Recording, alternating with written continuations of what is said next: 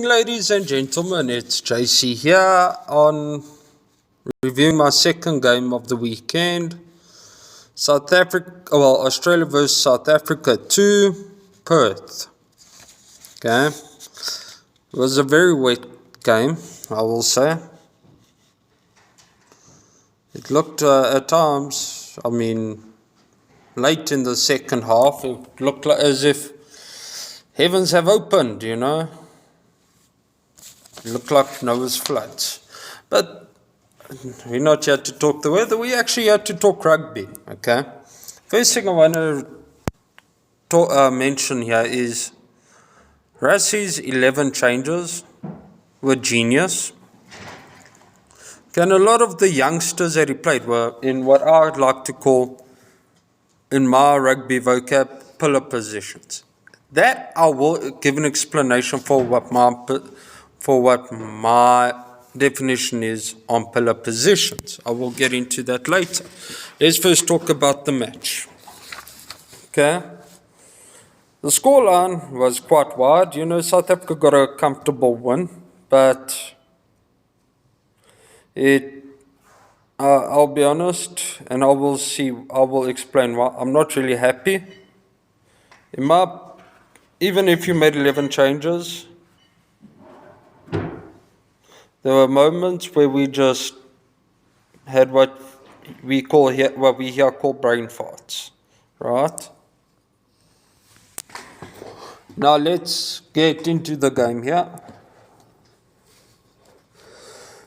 When the game kicked off, you could already see there was an improvement. Krabiti made a massive difference in the Australia's first penalty and them taking an early lead, 3-0 lead.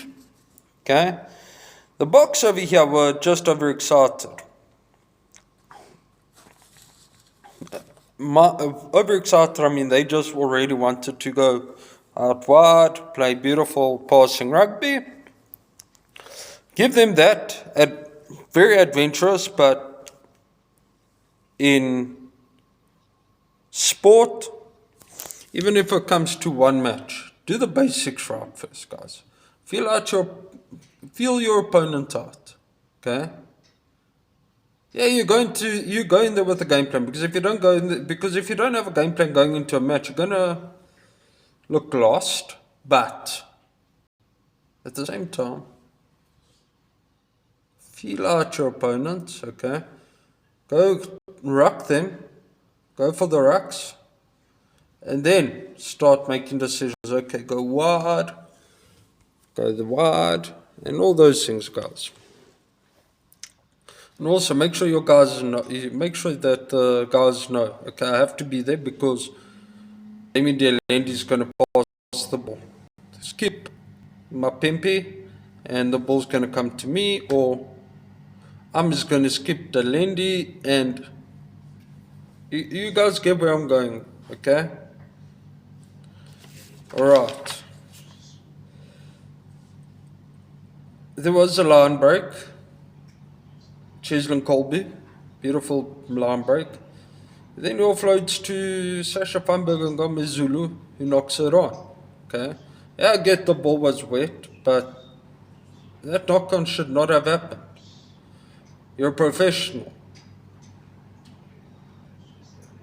Okay? At this point, there was another one.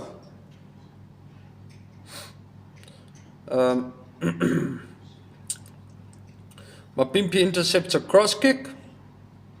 Olusio comes and tackles him.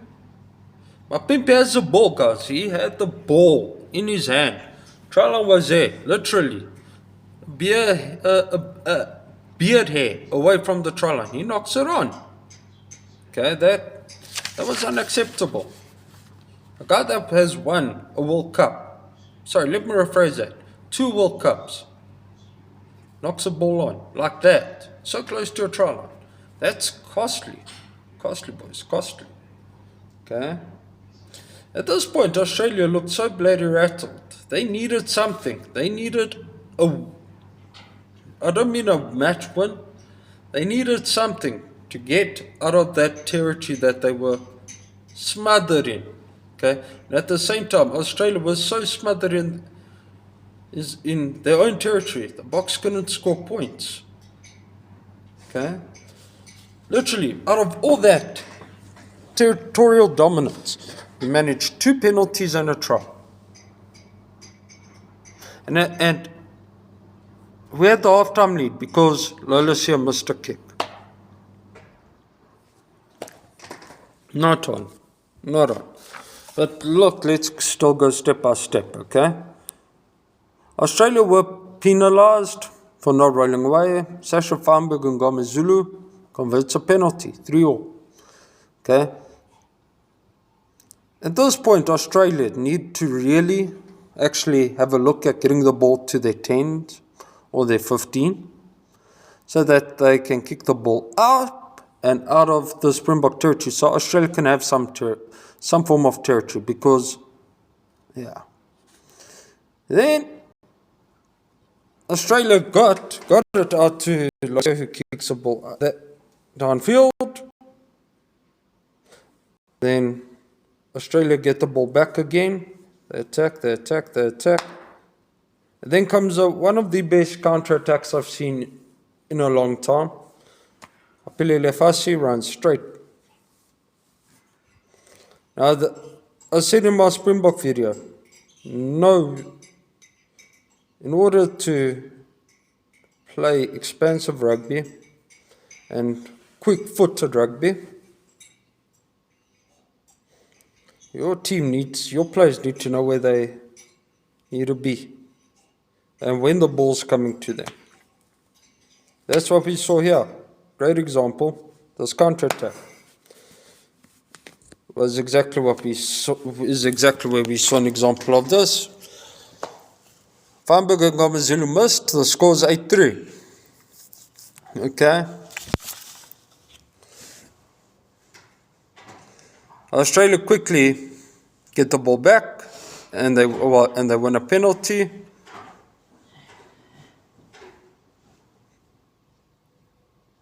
And Lolasia slots his penalty. Ball hits upright. Penalty goes over. Scores 6-8. And then Nick White, being Nick White, he gets chirpy. And Angus Ball actually gets penalised at a scrum. Scores 11. Well, the Boks, Sasha Farnberg and Gomezulu converts this one. Score 11-6. The Boks are kicking. At this point, the Boks were actually really starting to get on my nerves. Kicking the ball away a bit too much, granting Australia too much ball position. You know, Chaser Colby then intercepts a pass, and Tom Wright manages to attack him. The Boks at this point were really dominating the carry statistics and round break statistics as well as territory statistics. Doubling and tripling Australia in certain aspects. Let's talk about one thing, for example, 22-meter area. The Australians literally spent only 5 seconds at this point, 5 seconds in Springboks 22. Springboks spent 2 minutes 30 seconds in the Aussie 22. Territory, Australia had less than 30%. We only managed. This wasn't even halftime yet. Let me tell you the score at halftime. Spoiler alert, 11-9. Come on. Can do so much better than that. Okay? Boks were winning the territory battle, and then we get pinged for an early tackle. Lolasia converts it. Scores 9-11. The Springboks really need to do more with what they have than a 9-11 lead. This was unacceptable, I'm sorry. Double negatives were really killing us, okay? Early tackle. Lolasia kicks for post, 9-11. Springboks kick off, ball goes to touch. Instead of the 22 meter area, where Australia now, instead of needing to attack from the 22 meter area, they now have a chance to attack from the 50 meter line. Okay? Let me tell you what happens. Okay? We get penalized. Okay? Lolesio missed the penalty.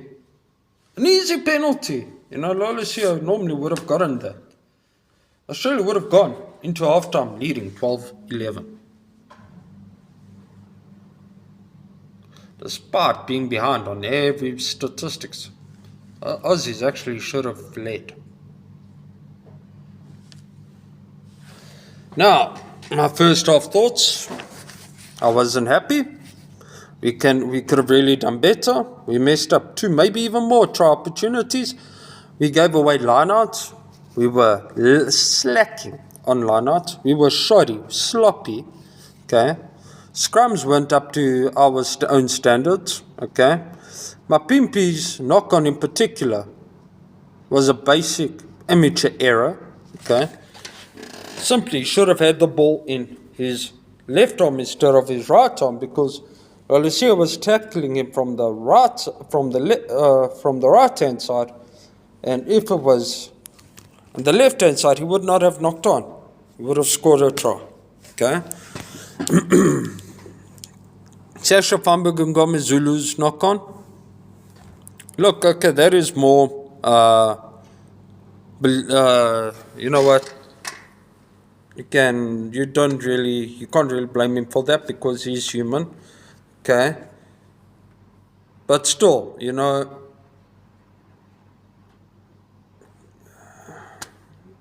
not really Springbok world champion performance there. Well, look, my take, we should have scored 2 tries more or even more. Half time, in my opinion, with what I saw, with the opportunities that we missed. Could have scored. With those 2 tries were scored, could have been a 25-9 lead. Just saying. I'm not. Look, 11 changes and all. That's not an excuse. Really, it's not. Okay? And honestly, we can't be relying on the bench to really fix our mistakes. I mean, our last 2 games against All Blacks at Rugby Championship were comfortable losses, because we started off pathetically. Yeah, I'll say pathetically. Then we rely on our bench to fix things. You can't have that. You can't have that. I mean, if you watched the All Black game earlier this morning, I will tell you what I saw. An All Black team that really wants to run that ball around. An All Black side that is now ready. They're on all cylinders. They're not warming up anymore. They're firing red hot. You need to be at the top of your game to beat the Kiwi team that I saw this morning. The All Black team that I saw play the first half against Argentina this morning is the All Black team that everyone feared back in before 2019. That is what we saw this morning. Anyways, let's go back to the second half. Okay. Nick White, being himself, nippy again, cost Australia 10 metres. Boks got a touch with a penalty. Boks score a mauling try through Marco van Staden. Try gets converted. Scores 19-6. Okay.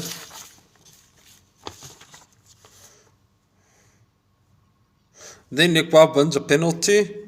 Good gamesmanship from him. You can say what you want. And I mean, South Africans do not like Nick White. But he shows he has good gamesmanship. wins a penalty then, but the scrums are uncontested scrums because Australia's front rows, Australia don't have another front rower. Their replacement front rowers were buggered. Okay. Fussy then gets the ball, but knocks it on backwards. That the ref gives it on as a knock on. Okay. Look, I'm not here to whine on the ref. And then 52 minutes into the game, Australia have another game-changing moment. They get penalised in the 52nd minute for obstruction. Okay. The Boks go to the line out and they win field miles on the field, but they get penalised. Okay. Again, on the pillar positions that I've been talking about, that I'm really going to base this video on because of the amount of young players on both sides. Okay. None of the guys in their pillar positions were stepping up. Okay. You have Jorgensen from Australia, young lad, was in number 23. If he did not kick that ball, now I'm going to talk about. Damn it! I wish I could actually upload the video and show you on the video what basic error this boy made. Look, youngsters make mistakes. You know, experience comes from making mistakes. He ran, okay? It was a one-on-one challenge. One-on-one. With Apelele Fassi. He kicks a ball, the kick gets charged down, and the ball also got knocked back into the 22-meter area. The Boks kicked the ball out. It was out on the full. If he didn't kick that ball and he just sidestepped a couple of inches, maybe 1 or 2 inches, it would have been over and a try would have been scored for the Wallabies. And that would be momentum. They would have won the Aussies a lot of momentum and given them confidence. Okay?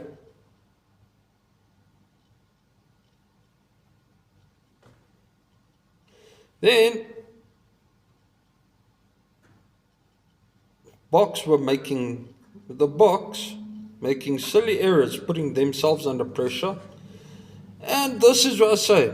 At this point, Australia could only blame themselves that they didn't score more than 12 points. Okay, because they won. Their performance is worth more than 12 points. Then Lalisia knocks a ball on. Again, the ref blows it as a knock-on, but to me it looked backwards. Okay, that ball was definitely knocked backwards. Then Lalisia gets penalised for not rolling away. The Boks go into touch and they take the maul.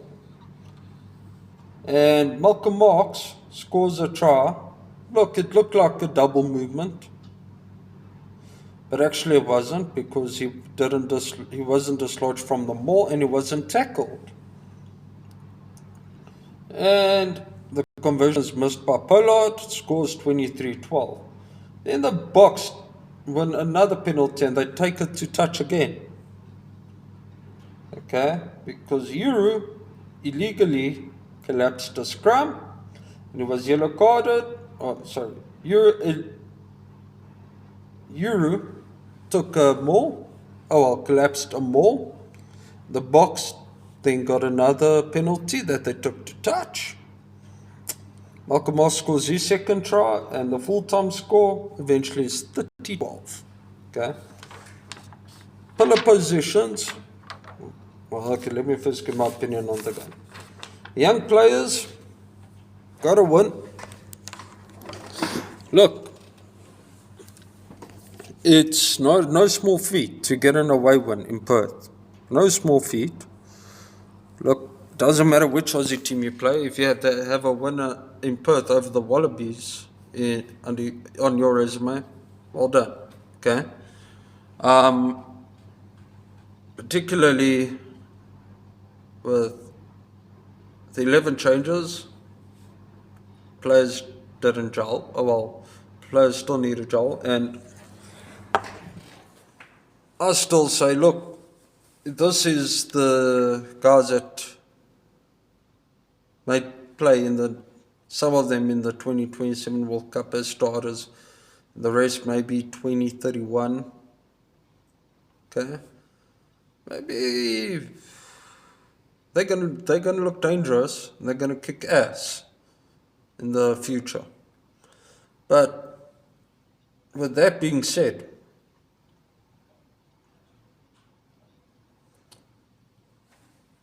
weather and all, even with the weather, the Bok performance didn't look up to standard. I'm not happy. Look, the result I'm happy with, but the performance, I'm not really convinced. Okay. If I'm speaking from myself as a coach.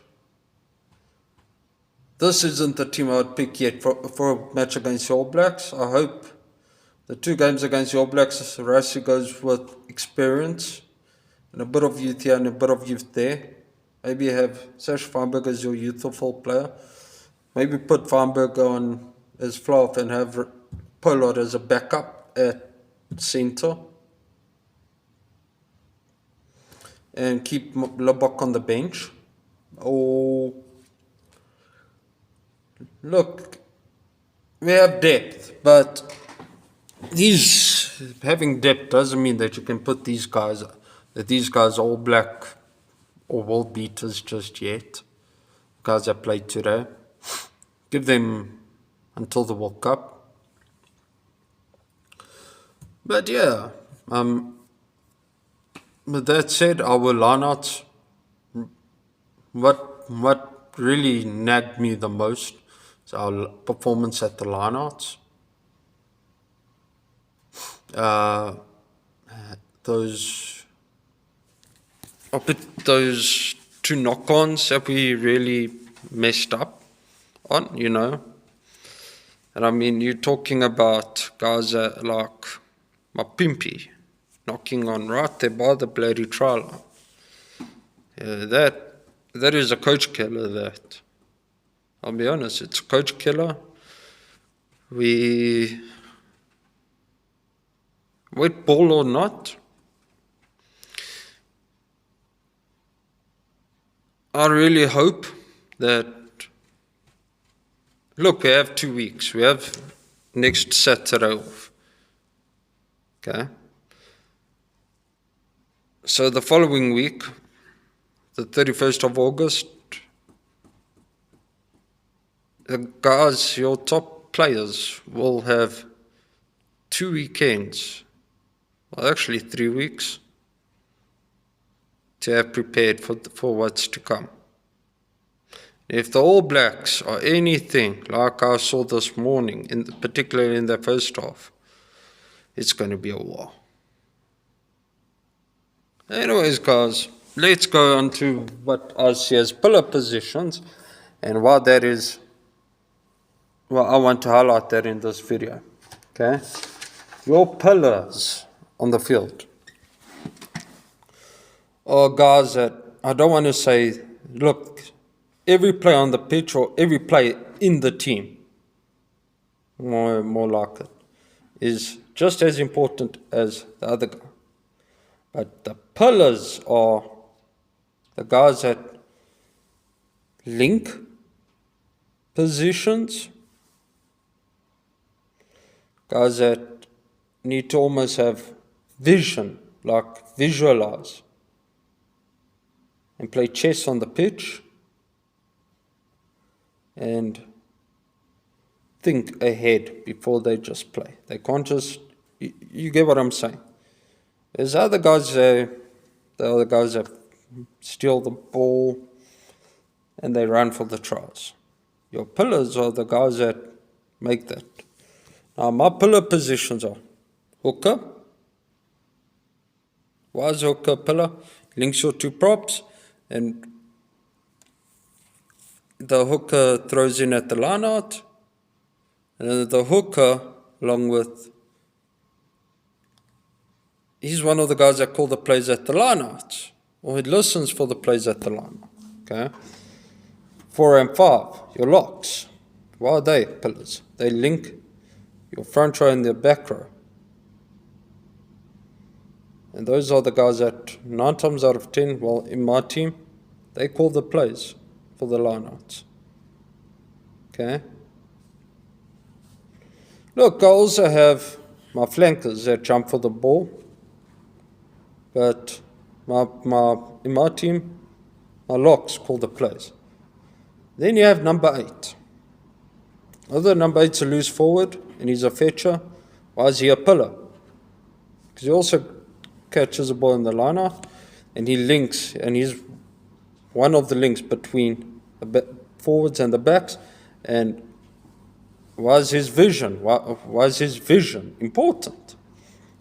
Because at the scrum, number 8, well, in my team, obviously you have a choice. You can either run the ball from the scrum, or you're going to pass it out. If number 8 runs, he needs to see the field. Okay? If he runs and he sees the field, he needs to be quick enough to say, okay, I'm not going to make it. Then pass the ball out to number 9. And change the play from there. So basically, think on your feet. Number 9 and 10, well, that's easy. 9 and 10 are your first 2 backline players. They obviously, that's what they call half-backs. They need to read the field for the plays that you're going to call for the backline. Okay? 9 and 10. Okay, I'm going to speak from a number 9 point of view. Visualize the field. See what the play is going to work. Should you kick the ball, or should you actually run the ball? Or do a 50-clack and box kick? Okay. Number 10. If number 9 passes out to number 10 needs to see where he's going to stand. If he wants to kick the ball, will he have time to actually do a real kick and aim? I mean aim as in, win good territory with the kick. Would it be worthwhile, or should he run? And if he runs, will it be an advantage? Will it work in the team's favour? And then people say both centres. I'm going to say no. My number 12 would be a pillar, because I'm talking from my opinion, but why I say only number 12? Because, hear me out, in my team, my number 12 is my other first receiver. In meaning, why? Because if my fluff is tackled, okay, you need another first receiver. I have my number 12, okay?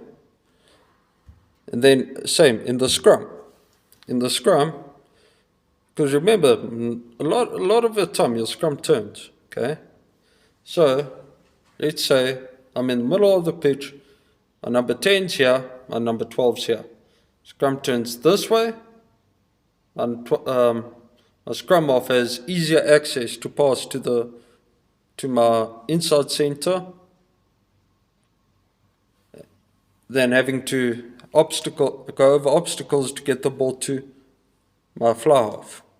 My scrum half can then swing the ball to my inside centre. Hence why he's a second first receiver. In New Zealand, that's why they also call it second 5'8". Correct me if I'm wrong. And lastly, your fullback. Now, why is an outside back a pillar? Simply put, if your opposition kicks a ball down the pitch and your fullback catches it, your fullback needs to know, okay, if it's in the 22 and your fullback calls a mark, what does he want to do? He's only 9 times out of 10 going to kick the ball to touch. But if the ball rolls in your 22, you can't call a mark. So your fullback needs to be able to pick that ball up, have the vision of the pitch to see, okay, the field's open, I can run it there. I can still win it. I may not score a try, but I can win field position. Okay? And by the time I get there, I may have wing A, wing B, center A, center B next to me. And I can pass to them and they can still win more field. Or, damn it, I don't have support. Kick the ball down. Or if I run, I will get tackled there. The field that I won would be in favor of my team, and my team can still win the ball get the ball from there. So basically, what is a pillar? They are guys that need the vision to actually read the field. Okay? And also, look, captains are also pillars. Well, Sir I mean, he's number 7. He's a pillar in the Springboks. But I'm talking about from my own understanding. Okay? From my team and how I run my rugby. So, I'd actually enjoy your guys' input on my last bit of the video on the pillars of rugby. I'd enjoy your guys' opinions and also your insight. So also, put that in the comments there. And if you enjoyed the video and just like my video, and also if you have an opinion and you agree with me or disagree with me, put it in the comments as well. Thank you guys. Enjoy the rest of your weekend. Cheers.